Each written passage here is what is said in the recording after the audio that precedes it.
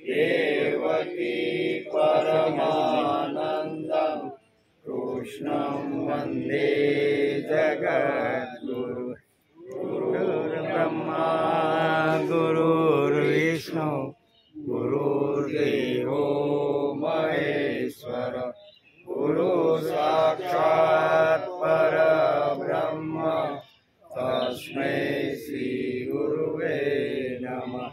नारायणं नमस्कृत्यं नरं चैव नरोत्तमं देवीं सरस्वती व्यासं ततो जयमुदीरयेत् ततो जयमुदीरयेत्। जय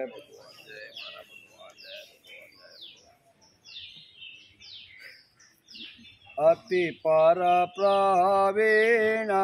पालितदीनं भक्तादीनं कर्मकरं मोहनमतिधीरं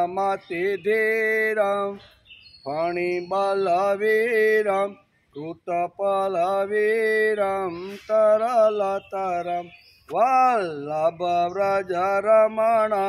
वारिजवदनं अलधरसमनं शैलधरं भजनन्दकुमारं सर्वसुखसारं तत्त्वविचारं ब्रह्मपरम्। अति परप्रवीणं पालितदीनं भक्ताधीनं कर्मकरम। જે પરમ પ્રવીણ છે, દીનોના પાલક છે અને ભક્તોને ઈચ્છિત કર્મો આપવાવાળા. મોહનમતિધીરમ ફણિબલવીરમ હતપરવીરમ તરલતરમ. મનમોહન શેષના અવતાર, બલભદ્ર રૂપ, શત્રુઓને નાશ કરનાર નંદકુમાર શ્રી કૃષ્ણને તત્વ જાણીને ભજો. વલ્લભ વ્રજ રમણમ વારિજ વદનમ હલધર સમનમ શૈલધરમ ભજ નંદ કુમારમ સર્વસુખ સારમ તત્વ વિચારમ બ્રહ્મપરમ. અતિશય ચપળ, બાલકૃષ્ણ ભગવાન કેવા છે? અતિશય ચપળ, પ્રેમમય વ્રજમાં રમવાવાળા, કમલ વદન, ગોવર્ધન જેણે ધારણ કર્યો છે તે ગોવર્ધનધારી, અને બલભદ્રને શાંત કરવાવાળા. બલભદ્ર જ્યારે ખીજાઈ જાય ત્યારે એને શાંત કરવાવાળા. તેવા સર્વ સુખના સારભૂત પરબ્રહ્મ સ્વરૂપ નંદકુમારને તત્વ જાણીને ભજો. એમ વલ્લભાચાર્ય પોતાના આ સ્તોત્રમાં લખે છે. શ્રીમદ ભાગવત આજે શરૂ થયું, એનો 191મો દિવસ છે. હવે બરોબર ને કાલવાળા બાપા, 191મો દિવસ છે, બરોબર.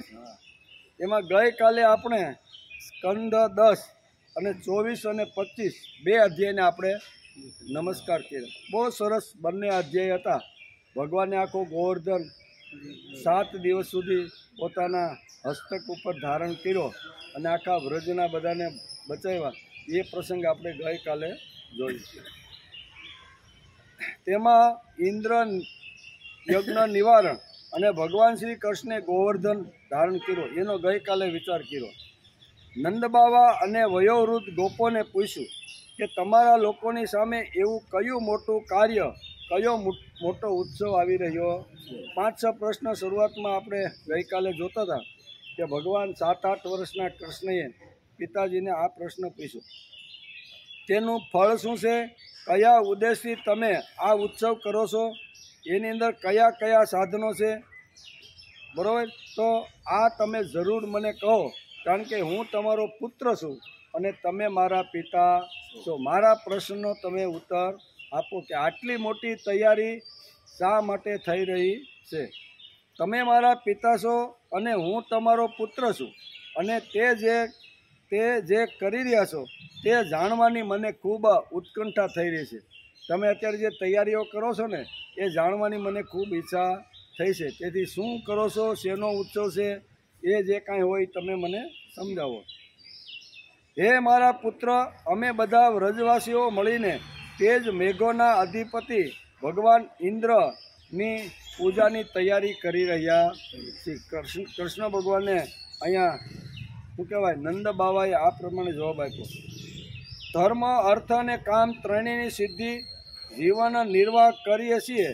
મનુષ્યને ખેતી વગેરેમાં ફળ આપનાર ઇન્દ્ર છે, તેથી અમે વર્ષોથી એક અમારી પરંપરા છે કે દર વર્ષે એક દિવસ ઇન્દ્ર પૂજા કરવી જોઈએ, તેથી અમે આ બધી તૈયારી કરીએ છીએ. કૃષ્ણે કહ્યું કે માણસનો કર્મ જ ગુરુ છે અને કર્મ જ ઈશ્વર છે. ઇન્દ્રની પૂજા શા માટે કરીએ છીએ એ જ્યારે નંદ બાવાએ કૃષ્ણને કીધું ત્યારે કૃષ્ણએ કીધું કે હે પિતાજી, માણસનો કર્મ જ ગુરુ છે અને કર્મ જ ઈશ્વર છે.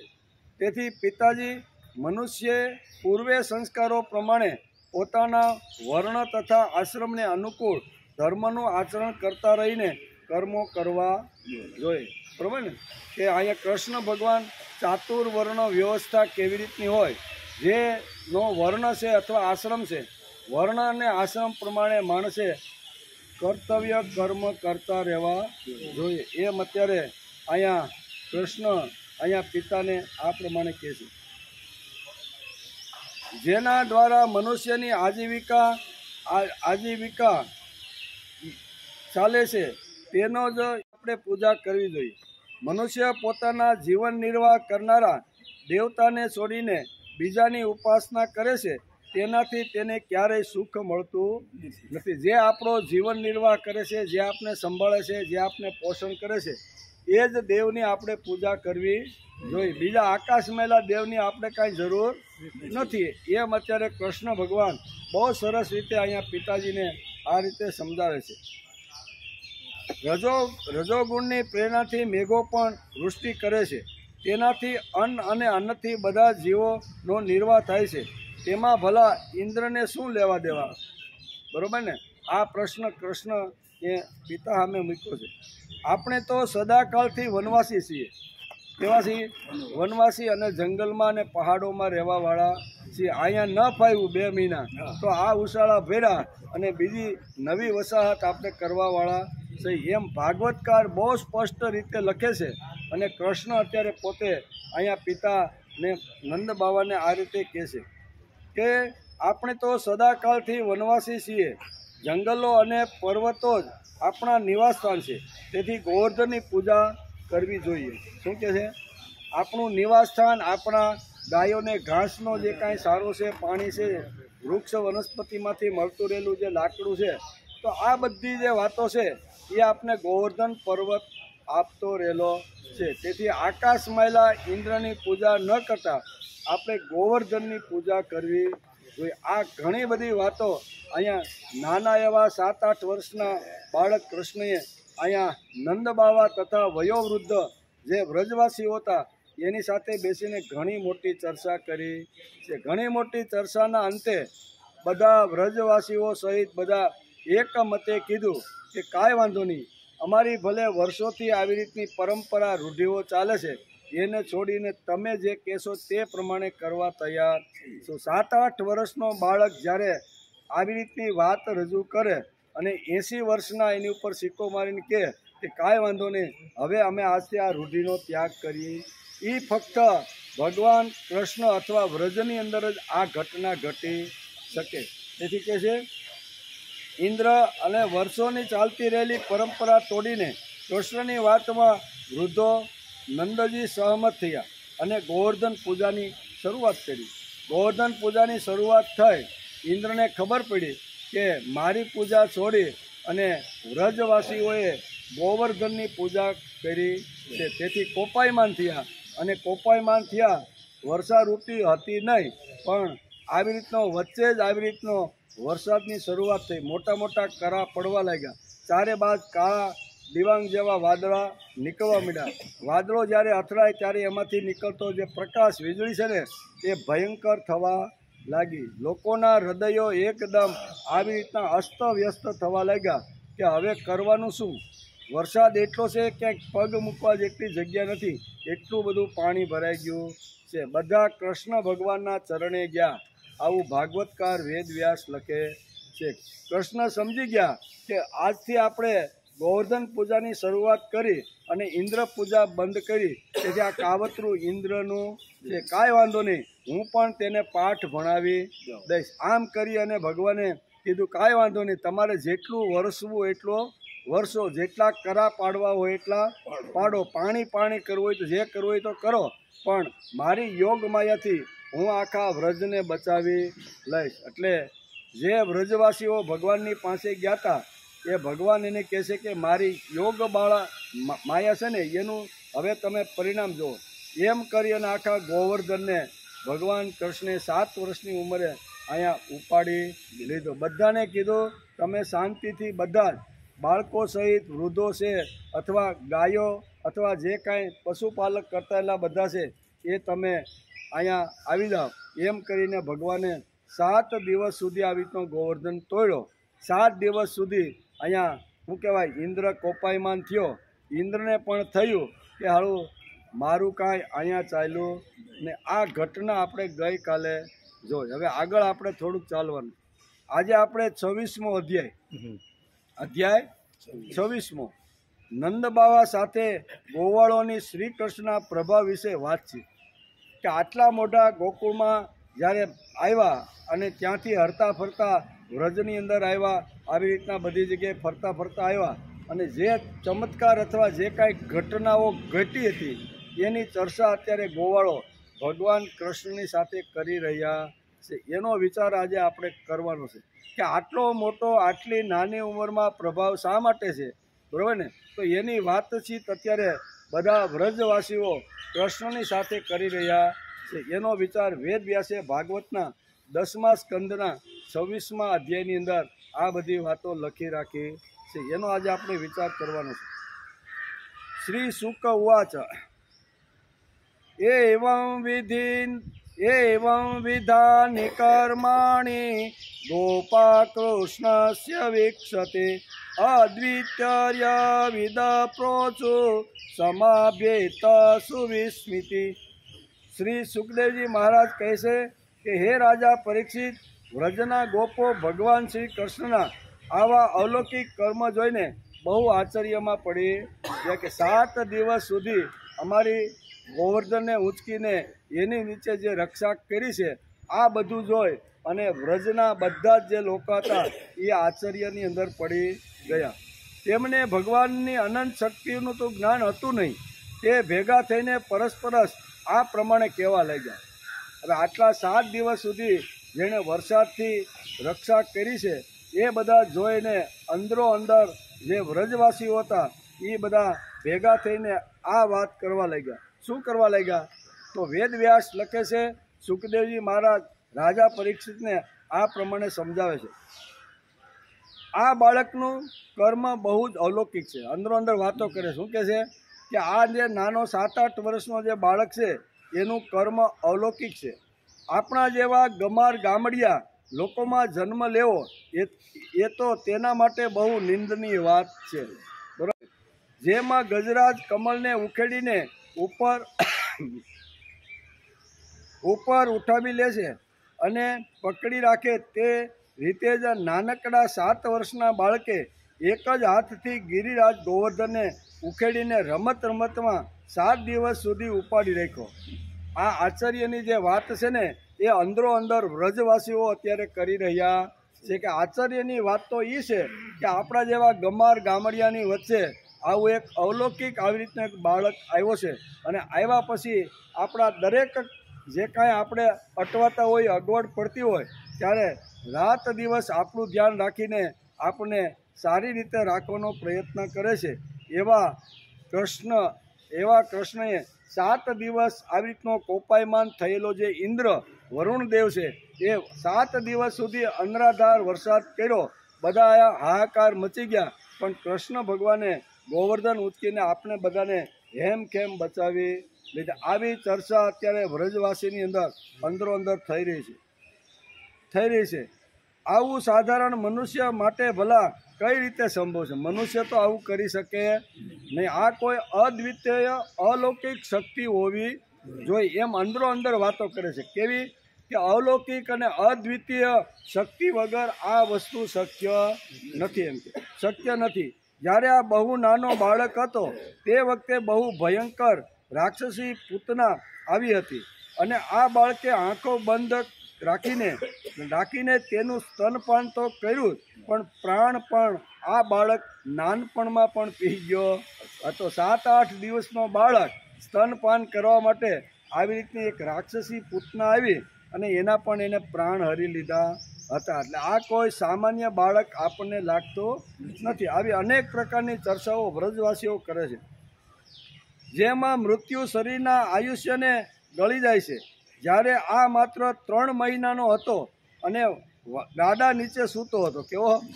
આ બાળક હજી ગોકુળની અંદર 3 મહિનાનો હતો અને બધી બહેનો કંઈક પ્રોગ્રામની અંદર બધી બહેનો રોકાયેલી હતી અને ગાડું બાજુમાં પડ્યું હતું, એમાં ઘોડિયું નાખી અને એમાં એને સુવડાવી દીધું કે આમાં જો સુવડાવી દઈને તો થોડી વાર આપને થોડીક કામ કરવાનો આપણે થોડોક મોકો મળે. તો એ સમયે આ બાળકે ખબર નહીં શું કર્યું, ગાડાને એવી રીતનું પાટું માર્યું તો ગાડાને તો ઉથલાવીને નાખી દીધું. 3 મહિનાના બાળકની અંદર આ શક્તિ, આ તાકાત, આ બળ આવ્યું ક્યાંથી? એમ અંદરો અંદર અત્યારે આ વ્રજવાસીઓ વિચાર કરવા લાગ્યા. 3 મહિનાના બાળકની અંદર આ સૂતા ગાડાને ઉથલી નાખ્યું, એ તો આશ્ચર્યની વાત છે. તે વખતે રોતા રોતા આણે એવો પગ ઉછાળ્યો કે તેની લાતી તે બહુ મોટું ગાડું ઊંધું વળી ગયું. શું કે રોતા રોતા એણે ગાડાને પાટું માર્યું તો ગાડું ઊંધું પડી ગયું. ત્યારે તો એ 1 વર્ષનો જ હતો. જ્યારે દૈત્ય વંટોળ્યો અને આકાશમાં આને લઈ ગયો ત્યારે બધું જાણો છો કે તેણે તે તૃણાવર્ત દૈત્યનું ગળું દબાવીને એને મારી નાખ્યો. આ અદ્વિતીય શક્તિ વગર આ શક્ય નથી. એમ અંદરો અંદર આ બધી ચર્ચાઓ ચાલે છે. તે દિવસની વાત તો બધા આપણે જાણીએ છીએ કે માખણની ચોરી કરવાથી યશોદાજીએ તેને ખાંડણિયા સાથે બાંધી દીધો હતો. ઘૂંટણોના બળથી ખાંડણીઓ ખેંચતો તે 2 વિશાળ અર્જુન વૃક્ષની વચ્ચે ગયો અને તે બંને વૃક્ષોને તે દમાદાર ધડાકાથી ઉખેડી અને દૂર ફેંકી. એટલો મોટો અવાજ આવ્યો. એ અવાજ સાંભળીને બધા એ વખતે ગોકુળવાસીઓ ત્યાં દોડતા આવ્યા કે આટલો મોટો અવાજ આવ્યો ક્યાંથી આવે છે? તો જોવે છે 2 શું કહેવાય વૃક્ષની વચ્ચે ખાંડણિયા સાથે અહીંયા ભગવાન કૃષ્ણ આગળ જાય છે. બંને વૃક્ષો ધરાશાયી થઈ ગયા. આ બધી જ વાતો ગયેલી અથવા સાંભળેલી અથવા જોયેલી જે વાતો છે ને એનું સ્મરણ અત્યારે વ્રજવાસીઓ આ ગોવર્ધન ઊંચકા પછી કઈ ઘટનાઓ ઘટી. એટલે આ સામાન્ય કોઈ બાળક નથી. આપણને તો લાગે છે કે આપણા જેવો છે, પણ આ આપણા જેવો હોય તો આપણે ગામડાના લોકો કેવા, ગામડાના ભોળા લોકો, અભણ લોકો, તો આ અભણ કરતાં પણ આ ચરિત્ર કંઈક જુદું છે એમ વેદવ્યાસ લખે છે. અને અત્યારે વ્રજવાસીઓ આ રીતે જુદા જુદા બધાને વાતો કરતા રહેલા છે. જ્યારે તે ગોપકુમારો અને બલરામજી સાથે વાસણા ચરાવવા માટે વનમાં ગયા હતા ત્યારે તેને મારી નાખવા માટે એક દૈત્ય બગલાના રૂપમાં આવ્યો અને આ બાળકે 2 હાથોથી તેની સાંઠ પકડીને તેને ચીરી નાખ્યો. આ બધી ઘટના અત્યારે વ્રજવાસીઓ અંદરો અંદર વાત કરીને કહે છે કે જે વખતે આને મારી નાખવાના ઈરાદાથી એક વાસરડાના રૂપમાં વાસરડાઓના ટોળામાં ઘૂસી ગયો હતો ત્યારે આણે તે દૈત્યને રમતમાં મારી નાખ્યો હતો અને તેને કોઠાના વૃક્ષ સાથે પછાડતા તે કોઠાના વૃક્ષને પણ પાડી દીધું હતું. આવી રીતની ઘણી બધી લીલાઓ આ કરે છે. એટલે અમને તો કોઈ સામાન્ય આ બાળક લાગતો નથી. એમ વ્રજવાસીઓ બધા અંદરો અંદર આવી રીતની ચર્ચા કરી રહ્યા છે. આ બાળકે બલરામજીની સાથે મળીને ગધેડાના રૂપમાં રહેનારા ધેનુકાસુર તથા તેના ભાઈ બંધુઓને મારી નાખ્યા અને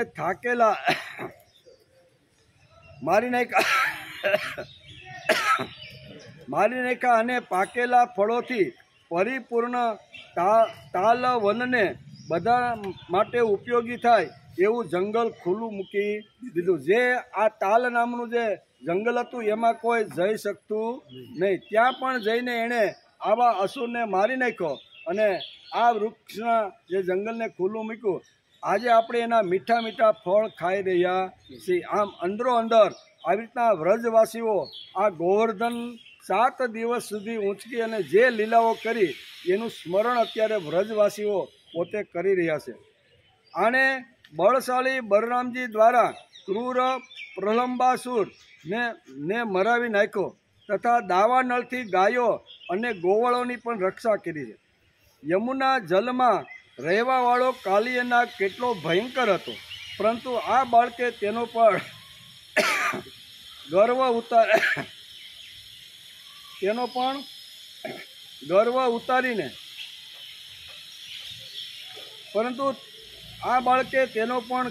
ઉતારીને તેને બળપૂર્વક ધરામાંથી કાઢી મૂક્યો અને યમુનાજીનું જળ રહિત હતું તેને અમૃત બનાવી દીધું. જે ઘટનાઓ અહીંયા શું કહેવાય કૃષ્ણ ભગવાનને જે લીલાના રૂપમાં જે કરી છે એ અત્યારે વ્રજવાસીઓ એનું સ્મરણ કરી રહ્યા છે. અંદરો અંદર વાતો કરે છે કે કેટલો ભયંકર આ કાલિય ધરો હતો. એની અંદર કોઈ જઈ શકતું નહીં. જાય તો એનું અસ્યુતમ કેસ્યુતમ થઈ જાય. એટલું જ નહીં પણ એ ધરાની અંદર એ એટલું બધું વિષ ઓંકતો હતો કે યમુનાનું પાણી કોઈ પી શકતું નહીં. ત્યારે અહીંયા અંદરો અંદર વાત કરતા વ્રજવાસીઓ કહે છે કે આટલો જે ભયંકર જે કાલિનાગ હતો યમુનાના ધરામાં પોતે અંદર ગયા અને એને નાથીને એને સમુદ્ર ભેગો કરી દીધો. કેટલી તાકાત, કેટલું બળ, કેટલું પરાક્રમ, કેટલું આની અંદર હશે એનું આપણે વર્ણન કરી શકવાના નથી. આપણે ગમે તેટલું આ બાળકનું વર્ણન કરીએ ને તો આપણા શબ્દો બહુ જ ઓછા પડે છે. એમ વ્રજવાસીઓ એકબીજા અંદરો અંદર વાતો કરતા આ બધી ચર્ચાઓ કરે છે. એ પણ જોઈ રહ્યા છે કે તમારા આ શ્યામ સુંદર પર અમારા બધા વ્રજવાસીઓનો અનંત પ્રેમ છે અને આનો પણ અમારા પ્રતિ સ્વાભાવિક અપાર સ્નેહ છે. શું તમે જણાવી શકો છો કે આ બધાનું કારણ શું છે? આ બધી અંદરો અંદર ચર્ચાઓ કરે છે કે આ બધી જે ઘટનાઓ ઘટે છે એના મૂળની અંદર કયા કારણો હોઈ શકે એ ચર્ચાના અંતે આ બધી વાતો નીકળે છે. ભલા કયો આ 7 વર્ષનો નાનકડો બાળક અને ક્યાં આટલા મોટા ગિરિરાજને 7 દિવસ સુધી ઉપાડી રાખવા? વ્રજરાજ, આ કારણે તમારા પુત્રને વિશે અમને બહુ શંકા થઈ રહી છે. આ કોઈ સાધારણ બાળક નથી. આમ વ્રજવાસીઓ અત્યારે અહીંયા કોની પાસે આવ્યા છે? નંદ બાવાની પાસે અંદરો અંદર વાતો કરતાં કરતાં ધીમે ધીમે આગળ આવીને નંદ બાવાને કહે છે કે અમે એના જેટલા પરાક્રમ જોયા, જેટલા આંખે જોયા અથવા અમારે અનુભવી આંખોએ જેટલું સાંભળ્યું એ બધી વાતો કરતાં કરતાં વ્રજવાસીઓ નંદ બાવાની પાસે આવીને કહે છે કે આ તમારો બાળક કોઈ સામાન્ય બાળક અમને લાગતો નથી. એમ કહે છે, અમને કોઈ સામાન્ય તમારો બાળક લાગતો નથી. તે કોઈ અસાધારણ બાળક તમારે ત્યાં જન્મ હોય ને એવું અમને લાગે છે. આવી રીતનું સ્મરણ કરતાં કરતાં આ વેદવ્યાસ લખે છે અને સુખદેવજી મહારાજ અત્યારે રાજા પરીક્ષિતને આ પ્રમાણે કહી રહ્યા છે કે આવી રીતની ઘટના ઘટી ત્યારે વ્રજવાસીઓ અંદરો અંદર આવી રીતની વાતો કરતા નંદ બાવાની પાસે પહોંચી ગયા છે અને નંદ બાવાને કહે છે કે અમે જે કાંઈ સાંભળ્યું, જે કાંઈ અનુભવ્યું, જે કાંઈ અમને જોયું એ બધું સાચું છે, પણ આ એક સામાન્ય બાળકથી આવું થઈ શકે નહીં. અમારા છોકરાઓ પણ એની જ ઉંમરના છે પણ છતાં આટલું પરાક્રમ એની અંદર નથી. તેથી આ કોઈ અલૌકિક બાળક તમારે ત્યાં જન્મ્યું હોય એવું અમને લાગે છે. એમ અત્યારે વ્રજવાસીઓ કહે છે. ત્યારે નંદ બાવા બહુ શાંતિથી આ જે બધી વાતો એને સાંભળી અથવા જોઈ એ પ્રમાણે નંદ બાવા એને જવાબ આપે છે. શું આપે છે? નંદ બાવાએ કહ્યું કે હે ગોપો, તમે લોકો ધ્યાન આપીને મારી વાત સાંભળો. તમને જે શંકા આખી ઊભી થઈ છે કે નાનકડો બાળક, 7 વર્ષનો બાળક 7 દિવસ સુધી આ આવડા મોટા ગિરિરાજને ધારણ કરવાનો, એની નીચે બધાને અમારું રક્ષણ કરાવવાનું, આ કોઈ સામાન્ય ઘટના નથી. કોઈ સામાન્ય બાળક આવું જો કરી શકતું હોય તો અમારે ત્યાં પણ નાના નાના બાળકો છે એના જેવડા હાથો, તો એ તો કાંઈ આવી રીતનું કરી શકતા નથી. આ જે શંકા હતી એ બધી શંકા લઈને અત્યારે વ્રજવાસીઓ નંદ બાવા પાસે આવી અને બધી શંકાઓ એની સામે રજૂ કરે છે. ત્યારે નંદ બાવા કહે છે કે તમે જે શંકાઓ ઉત્પન્ન કરી છે એનો જવાબ હું તમને આપું છું. શાંતિથી તમે હું જે કાંઈ કહું એકાગ્ર ચિત્તે મારી બધી જ વાતો તમે સાંભળો. એમ કરી અને અહીંયા નંદ બાવા કહે છે કે હે ગોપો, તમે લોકો ધ્યાન આપીને મારી વાત સાંભળો, જેથી મારા બાળક વિશે તમારી શંકા બધી દૂર થઈ જાય. શું છે? મારા બાળક વિશે તમને જે શંકાઓ છે ને એ બધી શંકા દૂર થઈ જશે. કેમ કે મહર્ષિ ગર્ગાચાર્યજીએ આ બાળકને જોઈને તેના વિશે આવું કહ્યું હતું. હવે એને કહે છે કે આના નામકરણ સંસ્કાર કરવા માટે કોણ આવ્યા હતા? અત્યાર સુધી કંસને ખબર ન પડે એટલા માટે વાત સિક્રેટ હતી. પણ આ બધા પ્રશ્ન જ્યારે વ્રજવાસીઓના મનની અંદર જ્યારે ઊભા થયા ને ત્યારે બહુ સરસ રીતે કહે છે કે તમારી શંકાનું સમાધાન હું હવે કરાવીશ. કારણ કે જે વખતે કૃષ્ણનો જન્મ થયો ક્યાંક ને કારાવાસમાં, અને વસુદેવ એને લઈને જ્યારે મારી પાસે આવ્યા, અને મારી પાસે આવ્યા પછી વસુદેવને ત્યાં અમે એકવાર મથુરાની અંદર કર ભરવાના નાતે અમે ભેગા થઈ ગયા. અમારી અને વસુદેવ વચ્ચે ઘણી બધી ચિંતાઓ થઈ અને એણે કીધું કે હું તમારે ત્યાં એક અમારા જે ગર્ગાચાર્ય અમારા જે કુલ ગુરુ છે એને તમારે ત્યાં મોકલીશ અને એનું નામકરણ સંસ્કાર તમારે કરવાનું. આ બધી ઘટનાઓ જે ઘટી હતી ને એ બધીનો વિસ્તારથી અત્યારે ગોપ બાળકોને વ્રજવાસીઓને અત્યારે નંદ બાવા સમજાવી રહ્યા છે.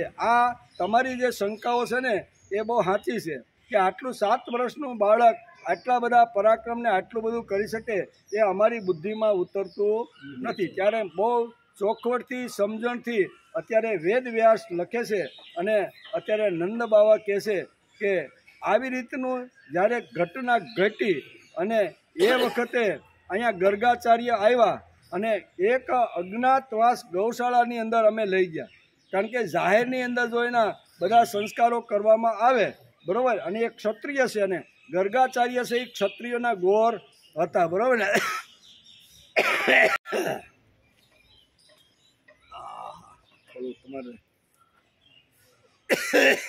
અહીંયા નંદ બાવા અત્યારે કોને કહે છે?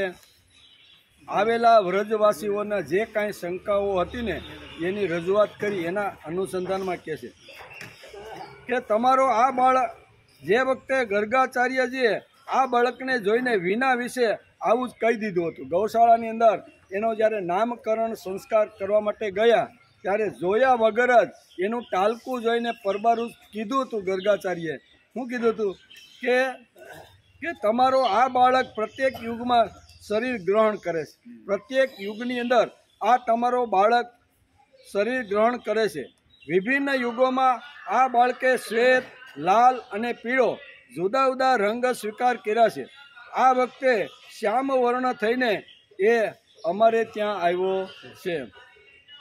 હે નંદજી, આ ગર્ગાચાર્ય કીધું હતું કે હે નંદજી, આ તમારો પુત્ર પહેલાં ક્યાંય વસુદેવજીના ઘરે પણ પેદા થયો છે. કે સિક્રેટ જે વાત હતી કે વસુદેવજીના ઘરે પણ પેદા થયો છે.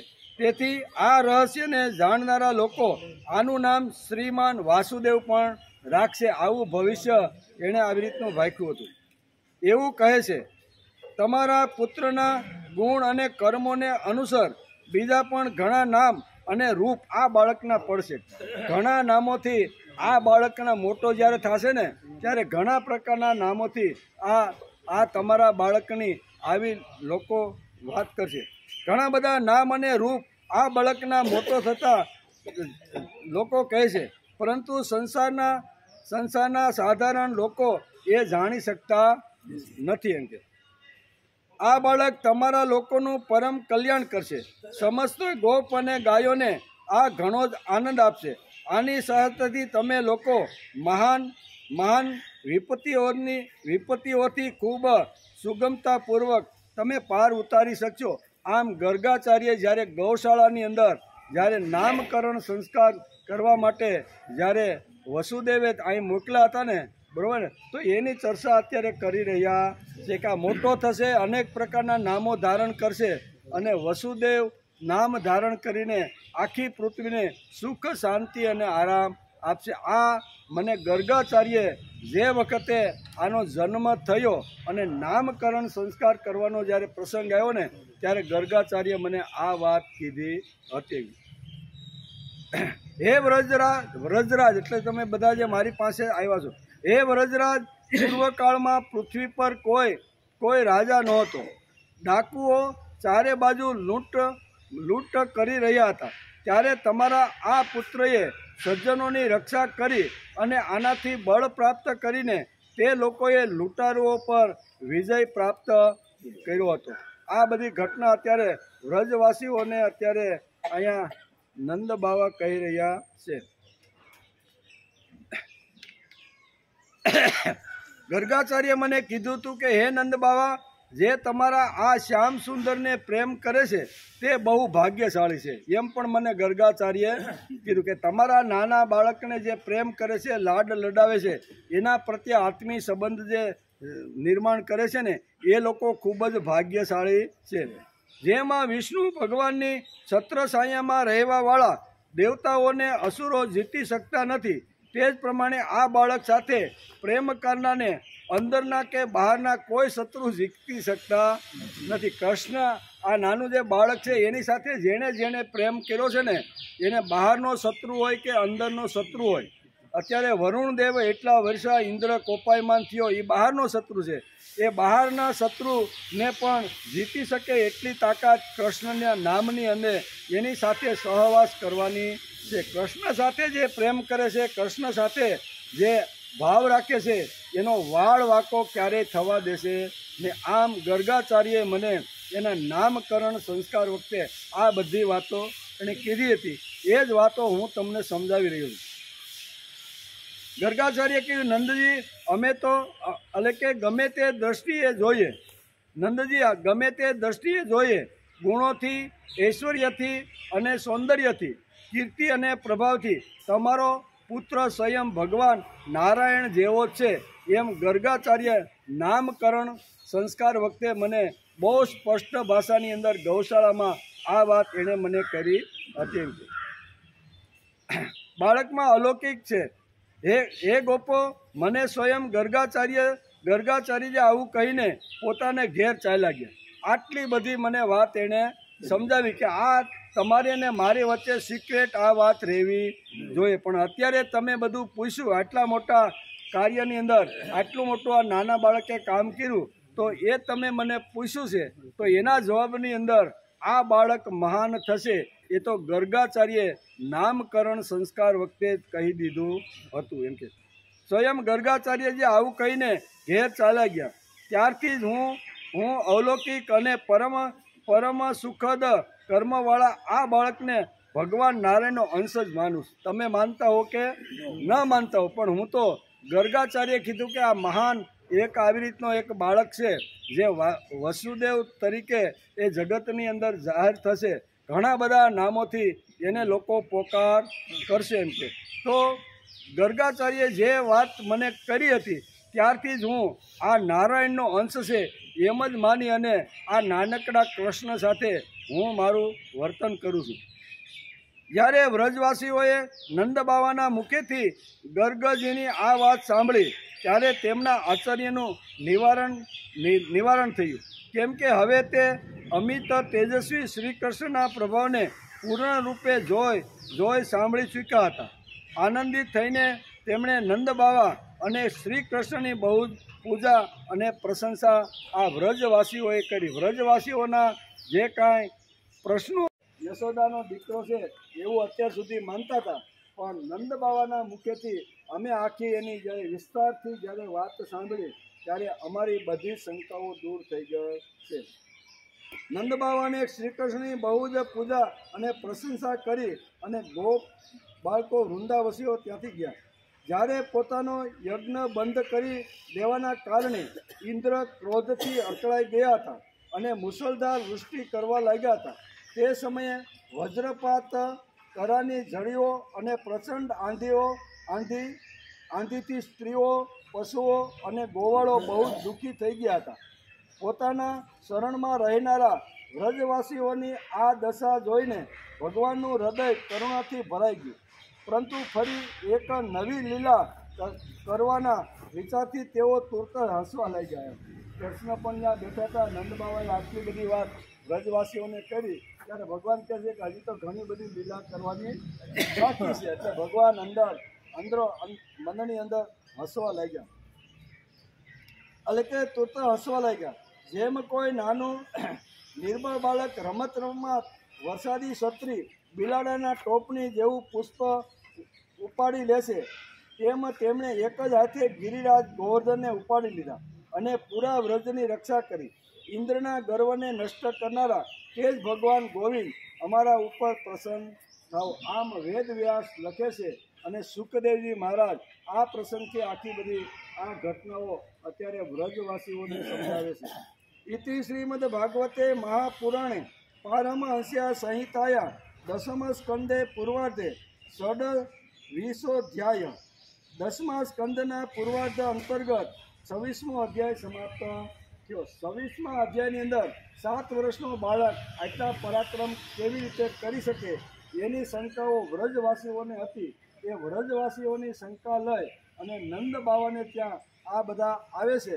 એ શંકાની રજૂઆત કરે છે અને એને શા માટે આ ઘટનાઓ ઘટતી રહેલી છે, લીલાઓ શા માટે કરે છે અને ભયંકર રાક્ષસોને યમપુરી શા માટે પહોંચાડી દે છે નાનું બાળક, એ ગર્ગાચાર્યે એનું જે ભવિષ્ય ભાખ્યું હતું, બરાબર ને, એ બધી જે વાતો હતી એ અત્યારે અહીંયા ગૌશાળામાં બનેલી જે કાંઈ ઘટનાઓ હતી એ નંદ બાવાએ અત્યારે વ્રજવાસીઓને કીધી. વ્રજવાસીઓ સમજી ગયા કે ભાઈ અમારા બાળક જેવું આ બાળક નથી, આ તો કંઈક અલગ પ્રકારનું આ બાળક છે. તો એની બધી શંકાઓ હટી ગઈ. એમ કરીને આ અધ્યાયને આપણે નમસ્કાર કર્યા. હવે 27મો અધ્યાય, એમાં શ્રી કૃષ્ણનો અભિષેક, ભગવાનને હવે અભિષેક કરવાના છે, બરોબર. શ્રી સુખદેવજી કહે ઉવાચ ગોવર્ધને ધૃતો શૈલા આસારા દશ રક્ષિતે વ્રજે ગોલોકાદા વ્રજતમ કૃષ્ણ સુરભિષક્ર એવ ચ વિવિક્ત ઉપાસંગમ્ય પ્રીડતિ કૃતહેલન પરસ્પર પાદયોરેન કિરીટે નાર્કવત્સા. શ્રી સુખદેવજી મહારાજ કહે છે કે હે રાજા પરીક્ષિત, જ્યારે ભગવાન શ્રી કૃષ્ણે ગિરિરાજ ગોવર્ધન ધારણ કરીને મુસળધાર વર્ષાથી વ્રજને બચાવી લીધું, ત્યારે તેમની પાસે ગૌલોકથી કામધેનુ તેમને અભિનંદન આપવા માટે કામધેનુ ગૌલોકમાંથી આવી અને હવે આ નાનકડા બાળકને કૃષ્ણને અભિનંદન આપવા માટે આવી. અને સ્વર્ગથી દેવરાજ ઇન્દ્ર પોતાના અપરાધને ક્ષમા કરવા માટે એ ઇન્દ્ર ભગવાન પણ સ્વર્ગમાંથી આ ઘટના ઘટ્યા પછી અહીંયા કામધેનુ અને સ્વર્ગમાં રહેતા ઇન્દ્ર બંને જ અત્યારે અહીંયા વ્રજની અંદર આવે છે. વ્રજની અંદર આવ્યા છે. ભગવાનનો તિરસ્કાર કરવાના કારણે ઇન્દ્ર બહુ જ શરમાઈ ગયો હતો. શું છે, આ 7 દિવસ સુધી એટલો મેઘ વરસાયો પણ ભગવાન કૃષ્ણે બધાને હેમખેમ કરીને બચાવી લીધા. કાંઈ કહે છે કે પોતાનો ગર્વ જે હતો કે હું હમણાં જઈને નાના બાળકને ખતમ કરી અને આખા વ્રજને પાણી કરીને ખલાસ કરી, આ હેતુથી જે આ પરાક્રમ કર્યું હતું, પણ એ પરાક્રમની અંદર ઇન્દ્રનું કોઈ ચાલ્યું નહીં. તેથી 2 હાથ જોડીને ડરતા અહીંયા પૃથ્વીલોક ઉપર સ્વર્ગમાંથી ઇન્દ્ર પણ આવ્યા છે અને 2 હાથ જોડી અને અહીંયા અને ભગવાનને એકાંતમાં લઈ જાય અને એનો મુગટ એના ચરણમાં ધરી દીધો. પરમ તેજસ્વી ભગવાન શ્રી કૃષ્ણનો પ્રભાવ જોઈને ઇન્દ્રનો હું 3 લોકનો સ્વામી છું એવો જે ગર્વ હતો ને, એ ગર્વ ભગવાન કૃષ્ણે ઉતારી દીધો. તેથી મુગુટ ઉતારી અને ભગવાનના ચરણની અંદર પડી અને મારો અપરાધ તમે ક્ષમા કરો, મારો અપરાધ થઈ ગયો. મને એમ હતું કે 3 લોકની અંદર મારી સત્તા ચાલે છે, 3 લોકોમાં મારો પ્રભાવ છે, 3 લોક ઉપર હું જેટલું કહું ને એટલું જ 3 લોકમાં થાય છે. આ મારો જે ગર્વ હતો ને એ અહીંયા 7 દિવસની અંદર વ્રજવાસીઓની રક્ષા કરીને આ મારો ગર્વ, મારો અભિમાન, મારો અહંકાર જે હતો ને એ બધો ઉતરી ગયો છે. પણ જાહેરમાં કેમ કહેવું? એની ભગવાનને એક બાજુ ખૂણામાં લઈ જાય અને એની પાસે ક્ષમા માગે છે. ક્ષમા માગે છે એટલું જ નહીં, પણ વેદ વ્યાસ અહીં 10 શ્લોકોની અંદર ક્ષમા માગ્યા પછી ઇન્દ્ર અહીંયા ભગવાન નાનકડા એવા 7 વર્ષના બાળકની અહીંયા સ્તુતિ કરે છે. બરોબર ને? એ સ્તુતિ બહુ સરસ રીતે અહીં વેદ વ્યાસે લખી છે.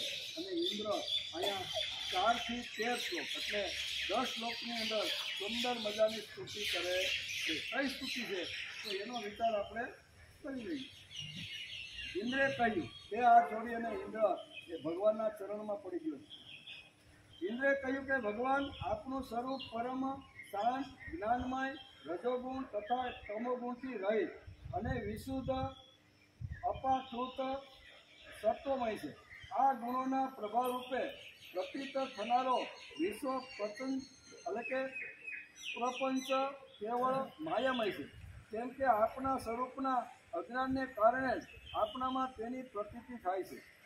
જ્યારે આપનો સંબંધ અજ્ઞાન અને તમારો આવી રીતનો અમે જાણી શકતા, હું અપરાધી છું, જેમ જળ કમળ ચાંદી જાને બાળા જેમ કહેશે એમ હું તમારો અપરાધી. તો અપરાધી અહીંયા પડીને ભગવાનના ચરણે ઇન્દ્ર કહે છે.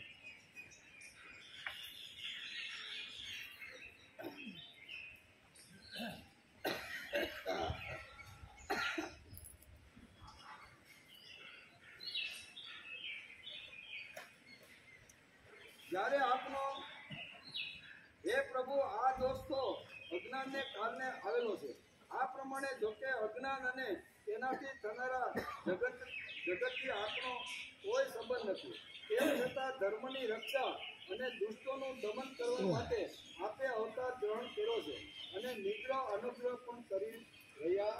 તો આપે શા માટે આ જગતમાં આવ્યા એમ કરી અને 10 શ્લોકની અંદર અત્યારે ઇન્દ્ર ભગવાન અત્યારે નાના એવા બાલકૃષ્ણની અહીંયા સ્તુતિ કરે છે કે તમારો જે આવવાના જે કારણો છે ને એ કારણોની અંદર જે દુષ્ટોનું દમન, દુષ્ટોનો જે કાંઈ અભિમાન વધી ગયું હોય છે અથવા અહંકાર જે વધી જાય છે ને એ અહંકાર અને અભિમાનને દૂર કરવા માટે અને આવી રીતના જે સાત્વિક વૃત્તિના જે લોકો છે એને હાથ આપવા માટે તમે વારંવાર અનેક પ્રકારના જન્મ ધારણ કરેલો છે. જે લોકો મારી જેમ પોતાના ઈશ્વર માને છે એમનો ગર્વ ઉતારતા રહીને અનેક પ્રકારની લીલાઓ તમે કરો. તો મારી જેમ ઘણા આ જગતમાં છે કે એ પોતાને જ ઈશ્વર માને છે. આજે ભારતની અંદર કેટલા બધા ભગવાન થઈ ગયા, જેનું જો લિસ્ટ આપણે કાઢીએ ને તો આપણે કલ્પના ન હોય કે કેટલા ભગવાન આ જગતની અંદર. હું જ ભગવાન છું. અહીંયા ઇન્દ્ર આપને સમજાવે છે કે મારા જેવા કેટલાય લોકો ભગવાન થઈને બની બેઠા છે. બરોબર ને? તો એવા લોકોનો તમે અહંકાર અને અભિમાન દૂર કરવા માટે હાથમાં ખડગ લઈ અને અમારા જેવાને કંઠ સ્થાન આપવા માટે તમે આ જગતમાં વારંવાર જન્મ ધારણ કરો.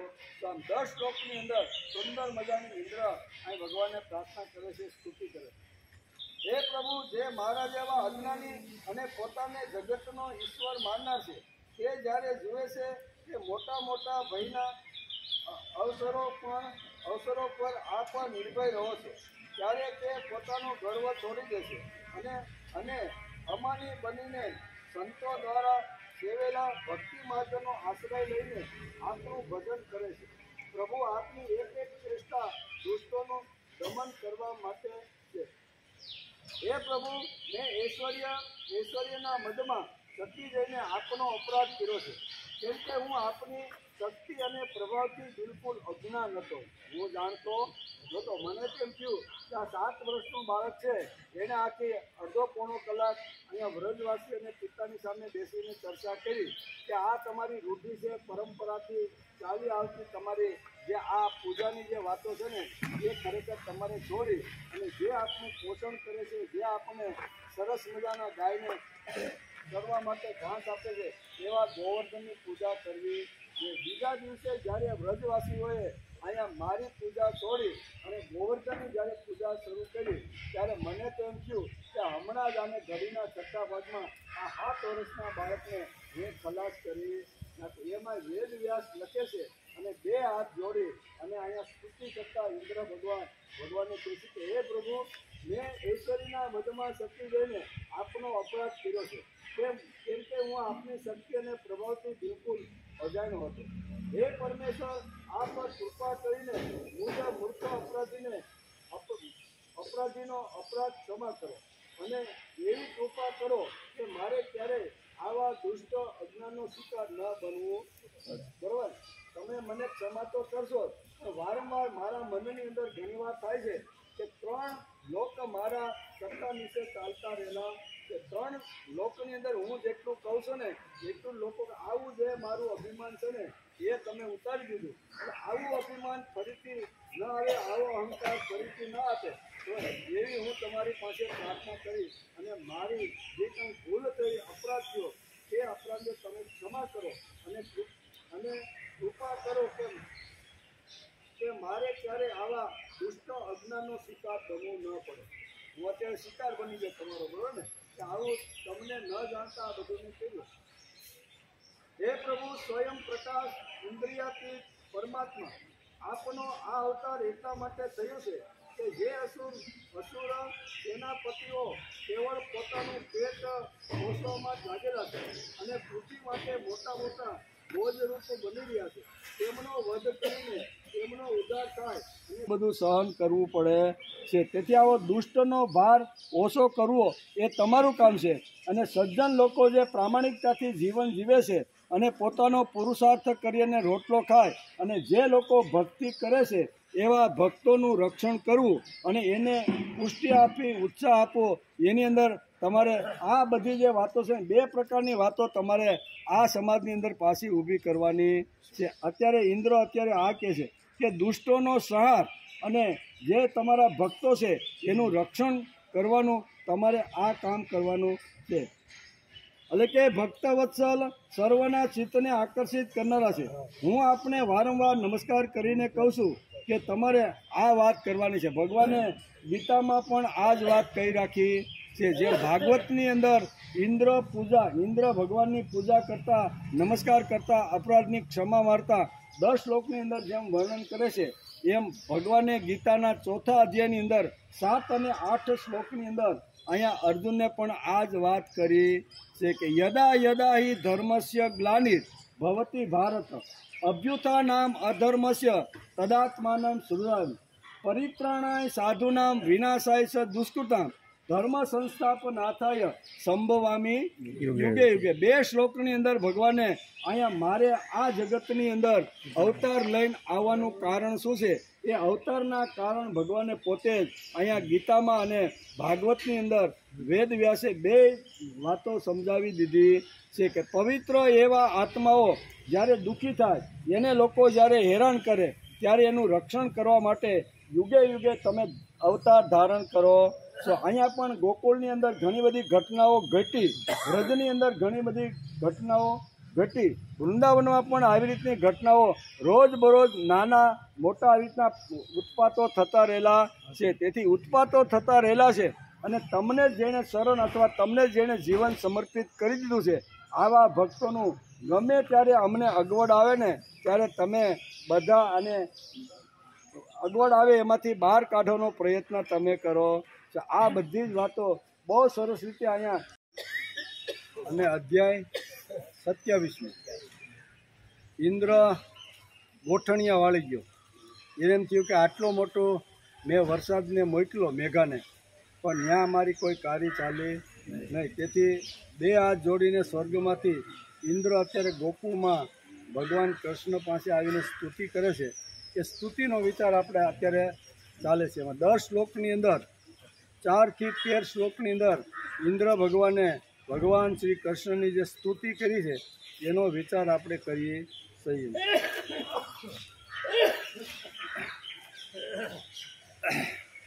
આપે જીવોની જેમ કર્મવશ થઈને નહીં, સ્વતંત્રતાથી પોતાના ભક્તોની તથા પોતાની ઈચ્છા અનુસાર શરીરને સ્વીકાર કર્યો કે તમને ઈચ્છા થઈ છે એટલે તમે શરીર ધારણ કરીને આવ્યા તો નિર્ગુણ નિરાકારમાંથી સગુણ સાકાર રૂપ તમે પોતે જ ધારણ કર્યું છે એમ અત્યારે ઇન્દ્ર કહે છે. નિર્ગુણમાંથી સગુણ સ્વરૂપ ધારણ કરીને તમે અહીંયા આવ્યા છો. તમને કોઈએ મોકલા છે અથવા તમે કોઈને ત્યાં જન્મ લીધો છે એવું નહીં, પણ તમારી ઈચ્છાથી તમે આવ્યા છો એવું અત્યારે બે હાથ જોડીને કહે છે. સર્વ કોઈ આપ જ છો, સર્વના કારણ છો અને સર્વના આત્મા છો. હું આપને વારંવાર નમસ્કાર કરું છું. હે ભગવાન, મારા અભિમાનનો અંત નથી તથા મારો ક્રોધ પણ ઘણો તીવ્ર છે અને મારા વશમાં પણ મારો ક્રોધ રહ્યો નથી. જ્યારે મેં જોયું કે મારો યજ્ઞ તો નષ્ટ કરી દેવામાં આવ્યો છે ત્યારે હું મુસળધાર વર્ષા અને વંટોળિયા દ્વારા સંપૂર્ણ વ્રજનો નાશ કરવા તૈયાર થઈ ગયો હતો. અત્યારે બે હાથ જોડીને 10 શ્લોકની અંદર ઇન્દ્ર અહીં ભગવાનને સ્તુતિ કરતા કહે છે કે હું આ મારો યજ્ઞ જેણે બંધ કર્યો છે તો એ વ્રજને હું નાશ કરી નાખું. આમ કરી અને વંટોળિયા અને ગાજવીજ સાથે મેં વૃંદાવનમાં અને વ્રજની અંદર આવી રીતનું કર્યું. પરંતુ હે પ્રભુ, આપે મારા પર ઘણો અનુગ્રહ કર્યો. મારો પ્રયત્ન વ્યર્થ ગયો. કેવો? મેં 7 દિવસ સુધી આ વ્રજને ખેદાન મેદાન કરી નાખવાનો જે મેઘાને જે મેં ઓર્ડર આપ્યો હતો આ બધો મારો પુરુષાર્થ વ્યર્થ ગયો. મારું અભિમાન જળ મૂળથી ઉખડ્યું. આપ મારા સ્વામી છો, ગુરુ અને મારા આત્મા છો. હું આપના શરણે આવ્યો છું. આમ 4 થી 13 શ્લોકમાં 10 શ્લોકની અંદર આટલી સ્તુતિ કરી અને કહે છે.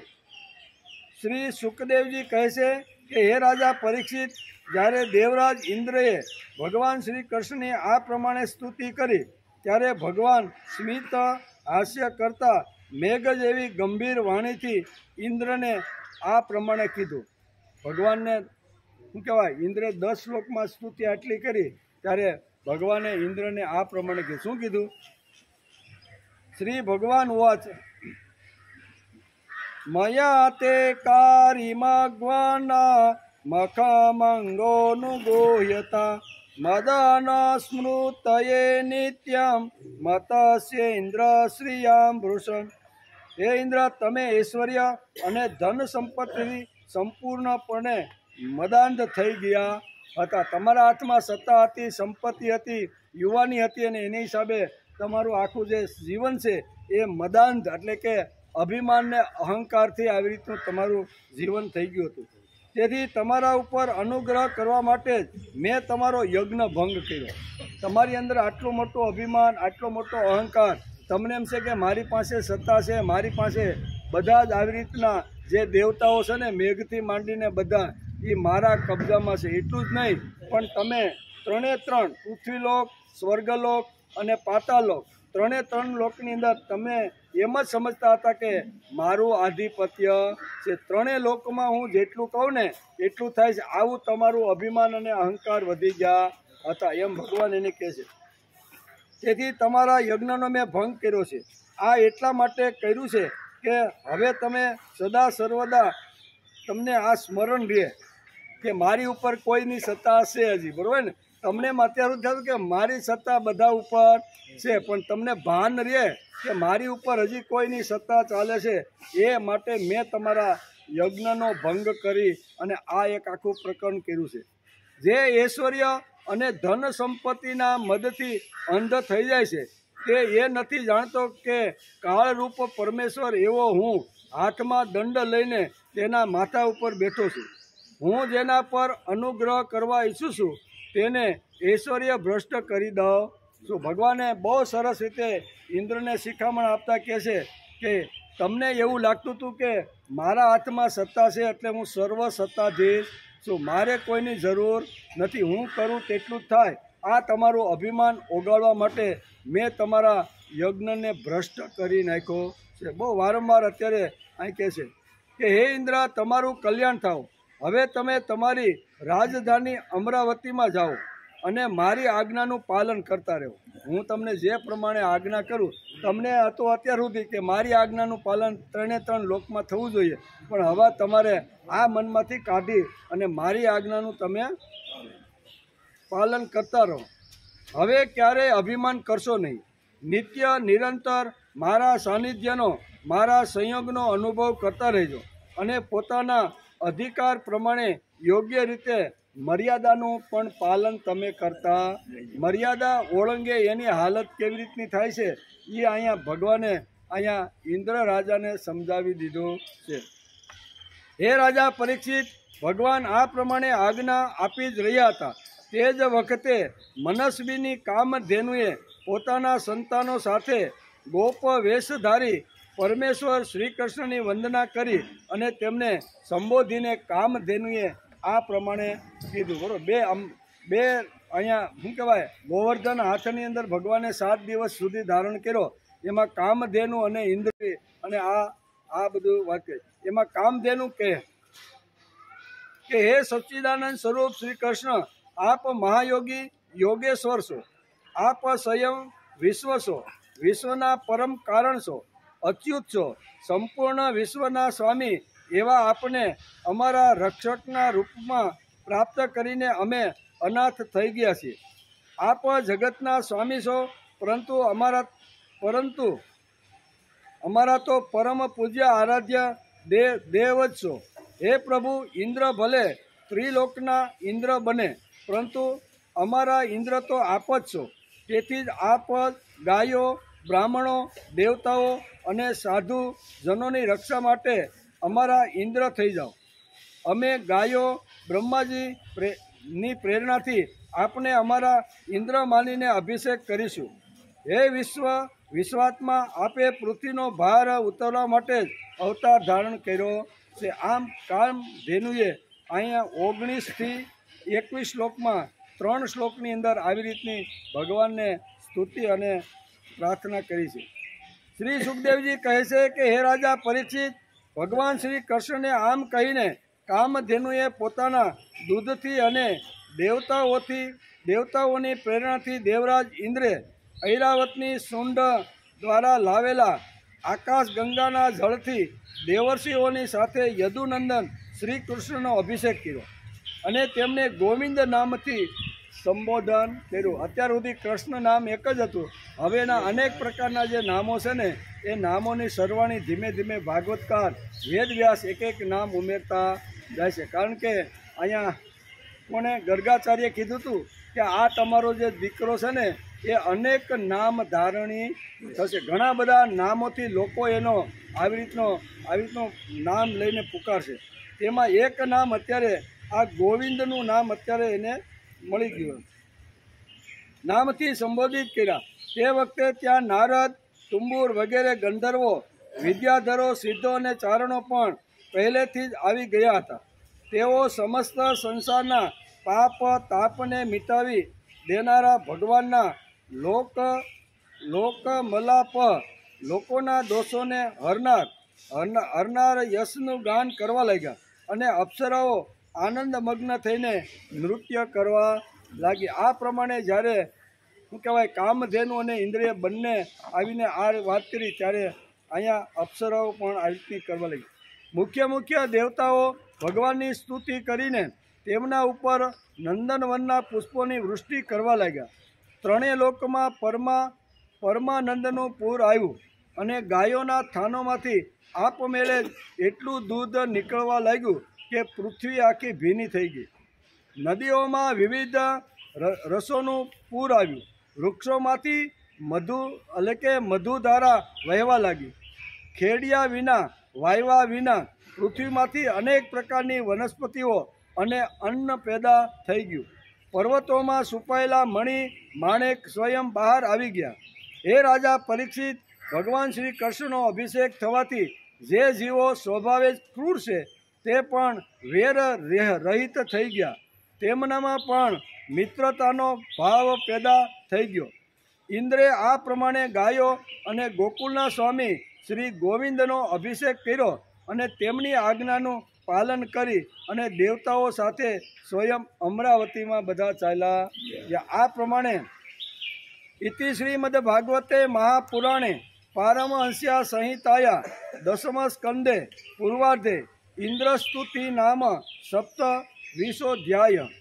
10મા સ્કંદના પૂર્વાર્ધ અંતર્ગત ઇન્દ્રસ્તુતિ નામનો 27મો અધ્યાય સમાપ્ત થયો. આજે આપણે 2 અધ્યાયને નમસ્કાર કર્યા. બંને અધ્યાયની અંદર સુંદર મજાની વાત ભાગવતકારે લખી છે.